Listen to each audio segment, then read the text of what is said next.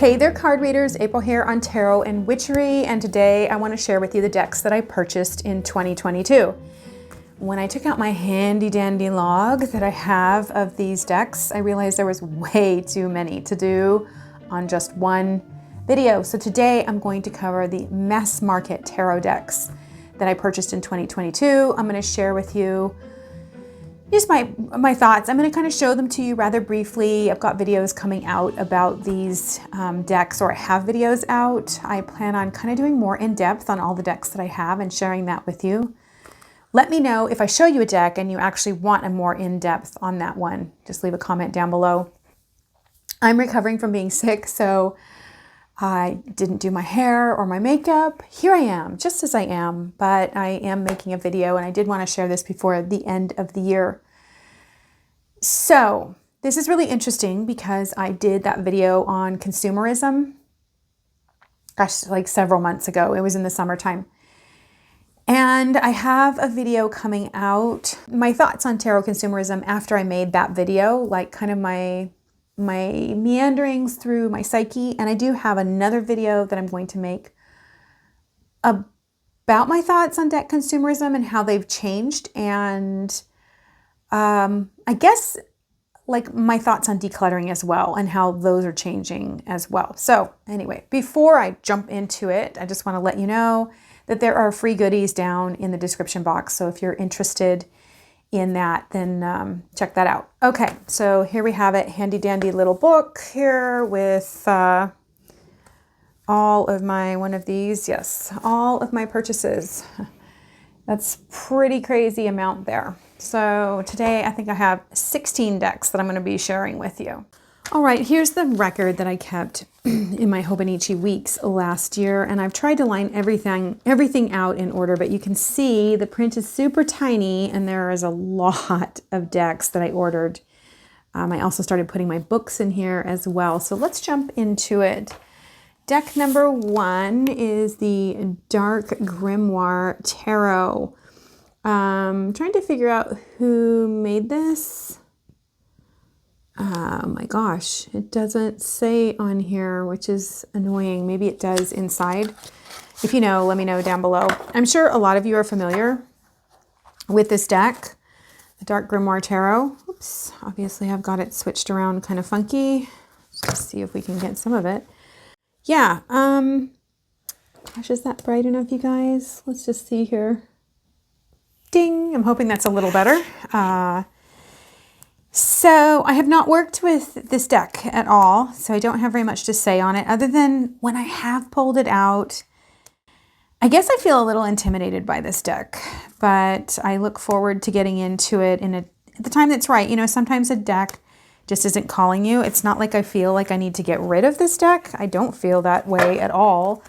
I just feel like its time has not yet arrived. Have you ever felt that? Like, you know, oh, this just hasn't quite called you. But I do love the artwork. I'm just waiting again for that moment to arrive. Okay, deck number 2, the Intuitive Night Goddess. Now I put this in mass market because it is now mass market, although I do want to say that I ordered this direct from the creator.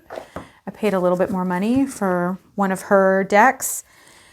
I cannot speak to what the mass market deck looks like because I don't have the mass market deck. I've heard there's some slight differences in the coloration maybe, but I love the Intuitive Night Goddess deck. This has a specific feel to it, and I find it's great for the dark times of the year, but it's also great for when I need some softness in my life. I feel like this deck is the deck that will call me and kind of just, it's very powerful, and yet there's just a softness to it. There's something very inviting about it. The book is really good too. I find that although it's not a big book, it does teach me something new, and I like that about this deck. Next is the Chrysalis Tarot by Holly Sierra. Oh, sorry you guys. By the way, the Intuitive Night Goddess this is the artist edition, it says on it. Oh, come on. Created and designed by Lindsay Silverman. Okay, sorry about that. And I'll have links to all these decks down below if you're interested. The Chrysalis Tarot here by Holly Sierra, written by Tony Brooks. This is actually a very unique deck. I got this because I was at the used bookstore and they had just the book, and I was so intrigued by what the book had to say that I thought, wow, let's see if I can move that and get away with that. That's a little bit better, isn't it? Look at the art on this. This is not just Scream April. It really is a beautiful deck, and I have enjoyed working with it. And I haven't dove into it as much as I want to. I feel like it's a very summery deck because it's so sunshiny, and it's just a little bit different. You know, it's the spirals here instead of so spirals and mirrors, and so there's different names to all the suits. This is really cool with Chiron in here in the 10 of Spirals. There are so many very unique things about this, and if you do buy it, I would recommend buying the book that goes with it, because the writing is what drew me to this deck, because it is just a wonderfully written, and it's written by, what did they say? Tony Brooks. And I thought, oh, look at these backs, you guys. The backs are really pretty too. So great deck. I haven't worked with it a ton, but I have worked with it. And when I've done readings with it, put that off to the side, fuss with it later. When I have done readings with it, I've really liked it. Next is the Transient Light Tarot by Ari Wisner. I'd say Wisner. I'm actually going to be doing a before you buy on this deck. Now, here's the backs. It's a very minimalist deck. It's not really my style, like not something that I'm normally drawn to, but I bought this deck because I wanted to push myself. I wanted to push myself to kind of embrace a different art style. I do like monochromatic things like this, but this is just very, very neutral. I mean, very neutral and very minimalistic. So, and it's pippish. You know, look at this Nine of Swords. It's very pippish. And yet it's very thoughtful. This is a very thoughtful deck. Like I said, I have a before you buy that I'm working on this one. And I did spend quite an extensive amount of time working with this deck and going through this deck. I took this to Lake Tahoe with me over the summer, and I really dove into it that week, and I have a lot to say. This is a Hay House deck. I love the box. Very surprising what Hay House is starting to put out. All right. Next, I have the Original Tarot, and this is the premium edition, and this is a Rider-Waite clone. Love the box. You guys know I'm a box junkie. Okay, so why did I get another Rider-Waite clone? Well, you can see the shiny gilding on there. It is a brown tarot. It's a brown version of it, you guys, and I like, I love brown. This is also, I wish I could, can you see how shiny this is? This is like an all foil edition. Now, I guess this could be in my, I'm going to be doing like my Kickstarter and private edition sort of decks next for tarot. But I put this in here because it's on Etsy and it's kind of mass market. You can get this deck in so many colors, whatever your color fancy is. I absolutely love getting this out and enjoying the brown. Like, it's just, the cardstock isn't like super wonderful, but it's good cardstock. You know, it's good cardstock. It is glossy, but that's what you're going to get with a foil, right? With a with all foils. I don't think you could not have glossy, right? But I bought it because it was brown. I know that sounds crazy. And I do use it. I do really enjoy using it. Okay, next was the Greenwich Tarot by Anne Mura. The art is by Kiri Ostergaard Leonard. Wow, okay. I'm always taken aback by the fact that it's a green box and a blue book. I'm sure some of you know how I feel about these Llewellyn boxes. I love Llewellyn, but man, do I not like these boxes. I don't like these crappy inserts, but I won't harp on that like I normally do. Okay, so this deck, well, you can tell this is a deck that's just perfect for me. It's a little cartoony, like this is a little cartoony for me. This doesn't feel cartoony, I don't know. But the imagery, like the horned god being in here, Gwynapthud right there, or Cernunnos, the horned god, however you like to say it. This deck is a staple. It's just gorgeous. I love the imagery on it, and I really enjoy working with this. Can you guys actually see this? I have a terrible glare. I guess so. Yeah, I love this deck. I love working with this deck. This is kind of like a comfort zone for me. How many of you have this deck and feel like this deck is just easy, and yet it draws me into my witchy world? It really speaks to my pagan heart, and so much of what I prize, and the, you know, the world that I want to be a part of, the world that I feel like I'm a part of if I took it back many, many years from now. And this is what it would be, is this deck right here. So I'm sure a ton of you have this deck. I had seen it and played with it, and so I bought it at the beginning of the year because I did not yet have it, and I'm so glad that I did. All right, next is the Shadowscapes Tarot by Stephanie Pumunla. Okay, so I'm sure a lot of you are familiar with this work, with the art on. The thing about this deck is that it is so tiny, and I know that there's a Ukrainian version of this deck. Does anybody have the Ukrainian version that's bigger so that you can see the art? I find myself not reaching for this very often because it is so tiny. Like, the art is so intricate, and I feel like I'm missing what's going on in the card. And that can be kind of a bummer. But when I stop and spend the time and really dive into these cards, they are fabulous. I wish they would print this in just an oracle card size. I would totally, in a heartbeat, buy this deck again because the art is so stunning. And I did buy the book. You can get the book. Oops, shouldn't have done that. You can get the book online separately. It's kind of an odd book. There's a lot of white space in it, and there's not as much on the cards as I would like there to be. Okay, hold on. All right, sorry about that. I had to have a coughing fit. Still recovering.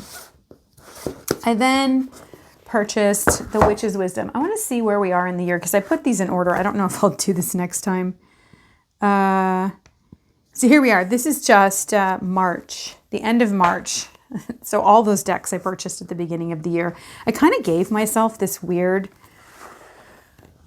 sort of carte blanche. Okay, just let myself dive into this. I do this where I really dive into things and just allow myself to do that. So this comes in a really nice bag. This has a different tarot system, which is interesting. This is the only one I have in here that is a different tarot system that I still consider tarot, because I did buy the Dreams of Gaia tarot, and I do not consider that a tarot at all. It's an oracle, in my opinion. Sorry, go ahead and let me know down below what you think. Daniel Barlow's art. Sorry, this is by Phyllis Carrot, which is a legend. And then Daniel Barlow, whose art I absolutely adore. If you haven't seen my 3 witchy oracles, you should see that. And you could see that deck, her oracle deck that she has in there, the Green Wheel Oracle. This deck is so deep. It's so powerful. It's so intense. It is so, so, so intense. The writing on this is fabulous. It is amazing. I mean, look at how beautiful this art is. This is the world that I live in right here. This place is where I feel like I abide. The the nature here. Look at this Ten of Earth, you guys, with the mycelium and the trees. So I don't know if you know this, but the mushrooms that we see are actually the fruit of the mycelium that are below, like the plant is below, and this is the fruit that we see. This deck is a staple. I can't imagine ever getting rid of it, but it is a deck that I pull out when I want to do very intense work. This is not a shallow deck. Book is amazing. I actually love this linen finish on it. This was such a labor of love. I feel like the two of them, the story about this deck, they channeled this deck over a period of time through taking several shamanic journeys. And I'm using the word shamanic, you guys, because I studied with a Native American Indian shaman, and that's the word that I'm comfortable with. I don't mean any disrespect. You could say seership if you're more comfortable with that word. Shaman just means one who walks between the worlds, and that's what my teacher taught me.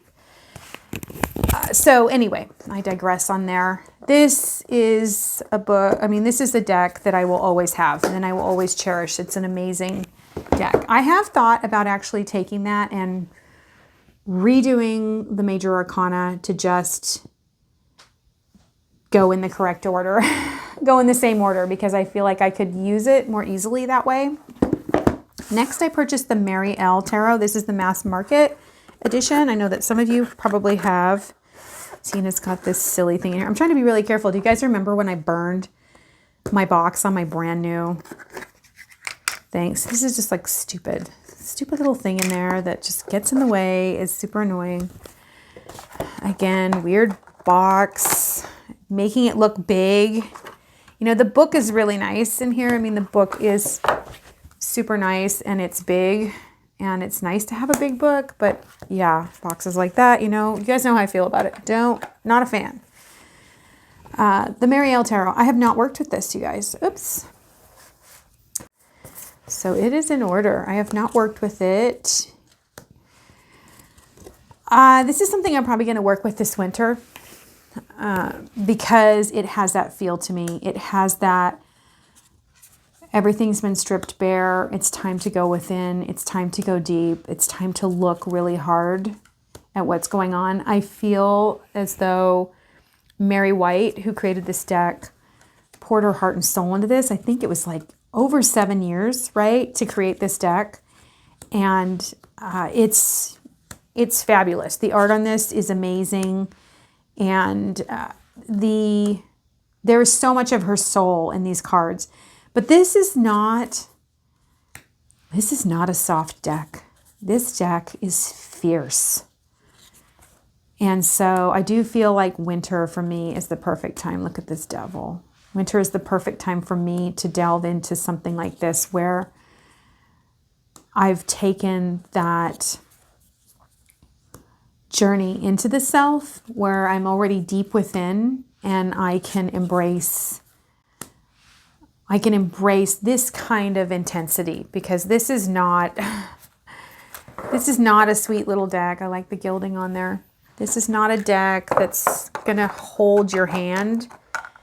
This is a deck that's gonna leave you, sorry you guys, whoa, whoops. It's gonna leave you laid bare. It's gonna open you up, and it's not for the faint of heart. Just from the little bit that I've dealt with the cards, this is for going really deep. Then at this time, I realized, you guys, that my Lightseers deck that I've used forever, I found that I'd lost a card. So I ordered this deck from Diane Jarecki over at the Magical Haven. I'm gonna sneeze again. Okay, I'm back. Diane Jarecki's channel over at the Magical Haven is the name of her channel. And she was getting rid of decks. And I saw that she had the Lightseers, and I think this was actually in the plastic, like it was brand spanking new. And so I bought it from her. I was happy to get it from Diane. It was kind of cool that it had been in her hands and has her energy on it. I also got the Hush Tarot from her. And this was, I had been wanting this deck for a while. And again, it was really cool to get it from Diane, to know that her hands had been on it, that she'd worked with this deck, that she'd played with it. And again, I am really into buying used decks. If you're not into buying used decks, you should be. Oh, I didn't tell you who makes this because I can't. Jeremy Hush. I should have known that. Jeremy Hush makes the Hush Tarot. I think we're all pretty familiar with this deck. To me, it's the Land of Fae. It's got an edginess to it.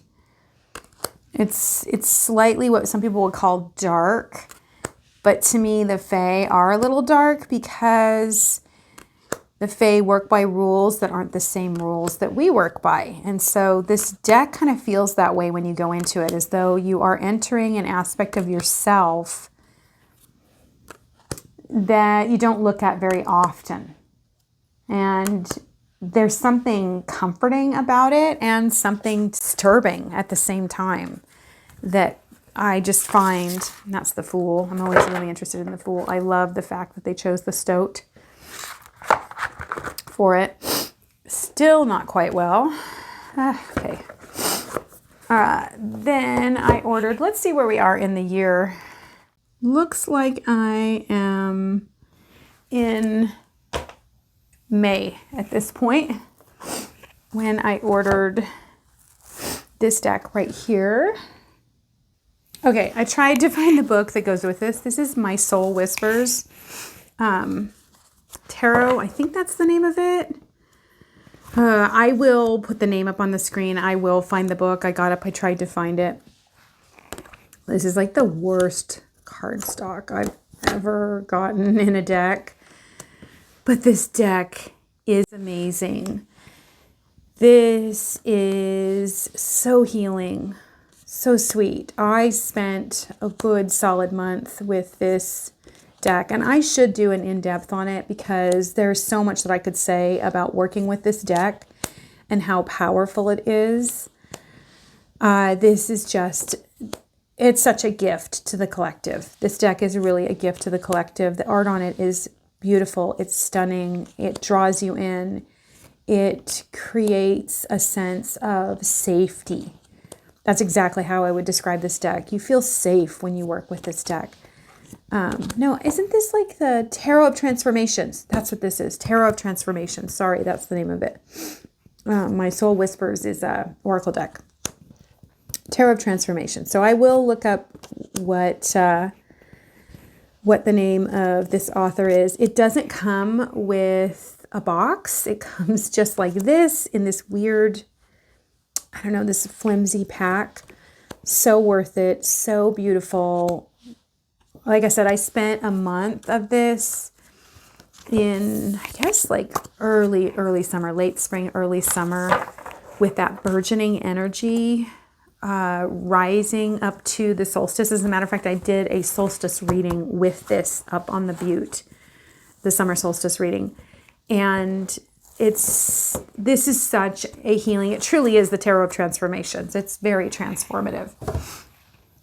Next, I picked up Tarot of the Cat People, and I had wanted this one because of the art. I feel like this art is very different and very special.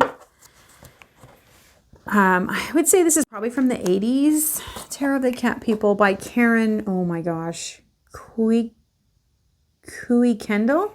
Sorry if I'm saying this wrong. 1984, yes. It feels like the 80s with the art. There's kind of this sort of feeling going around. It's got a really Asian feel to it.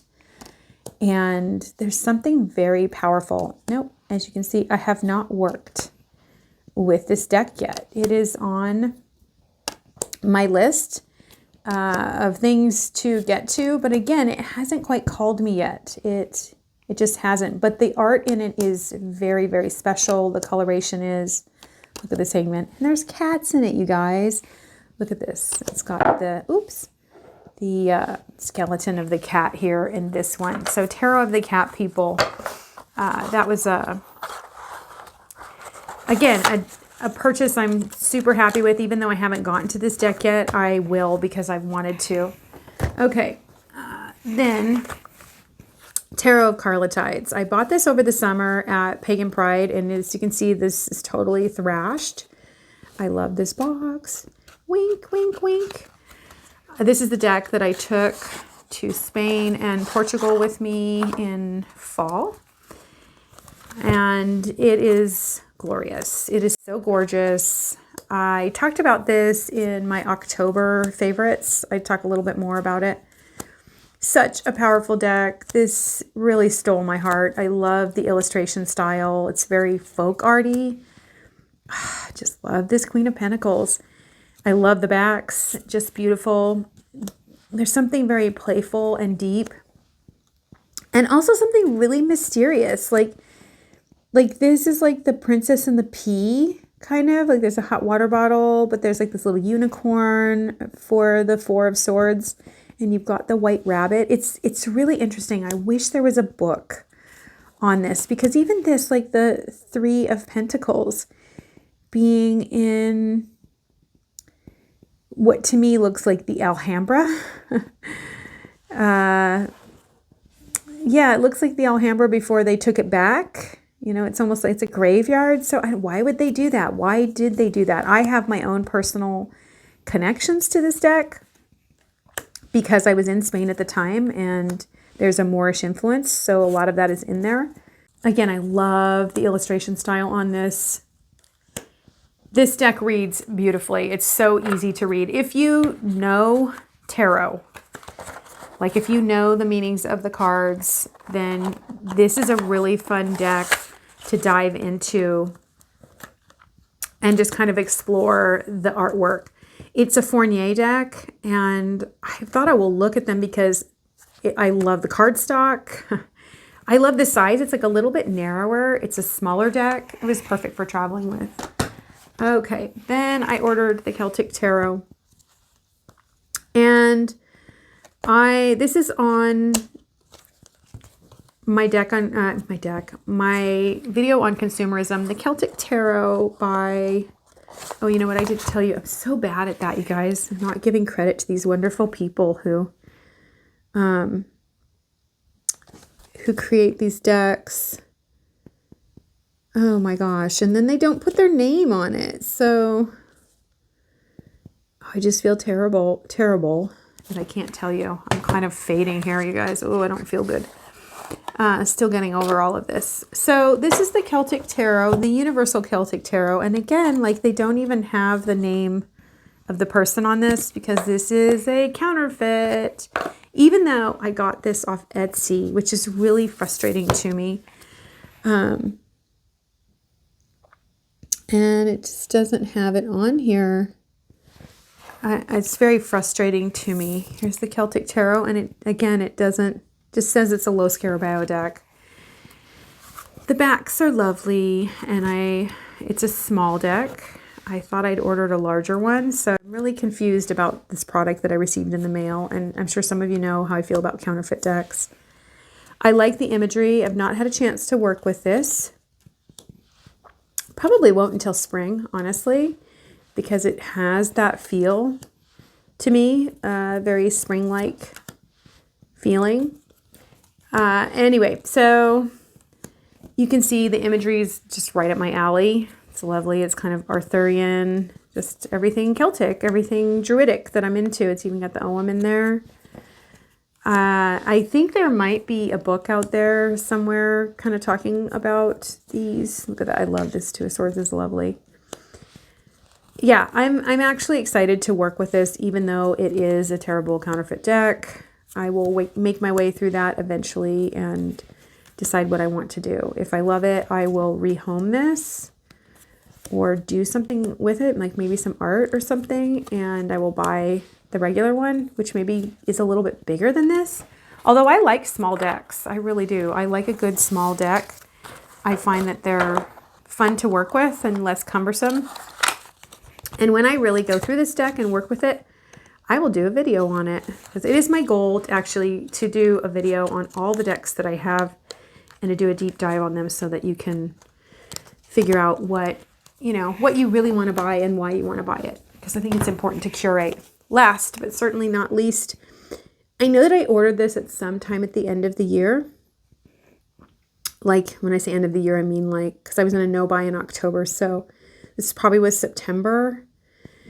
Tarot of Spells and Potions, and it doesn't say who it's by here.